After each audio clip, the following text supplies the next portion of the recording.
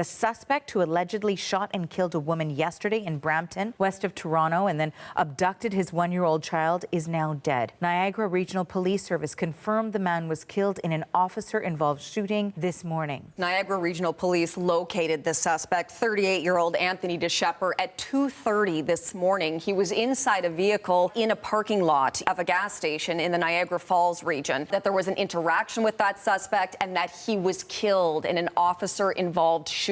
They say that none of the police officers who were on the scene were injured, but the SIU, the Special Investigations Unit, has now invoked its mandate, which is typical in a situation like this where you have a suspect who has been shot by police. At 2 p.m. Eastern yesterday, police in Brampton, Ontario were called to a parking lot where there were a number of big box stores and a strip mall area after reports that a woman had been shot. They found a woman who was suffering from gunshot wounds. She was treated on the scene, but she died from her injuries. After the police began to investigate this, they realized that the suspect that they were looking for had fled in a vehicle that had a 1-year-old little girl in the back seat. There was an Amber Alert that was declared around 5 p.m. Eastern, so about 3 hours after that initial shooting in that parking lot. Police this morning confirming that the 1-year-old little girl who was the subject of that Amber Alert was the suspect's daughter. She was later found safe. All that police would say was that she was dropped off with family members. They did not give any more details. They canceled that Amber Alert, but then there was a shelter-in-place alert that was sent out for that Niagara region, in particular for the Crystal Beach, Fort Erie area. They were telling people to lock their doors and to windows and to not answer the door